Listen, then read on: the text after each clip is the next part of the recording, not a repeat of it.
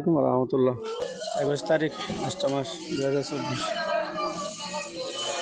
জিন্দা আছে মুসনি register camp আছে বা মুসনি রেজিস্টার ক্যাম্পের মাঝে কিছু মাংস লই আর এরিয়ার গ্রামের কিছু মাংস লই ঝগড়া ফজাত ওই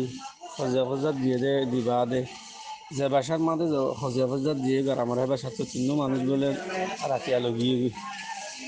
সেইটো দোয়া মানুষ এড়ে দিয়ে আর মানুষ এই নিও দে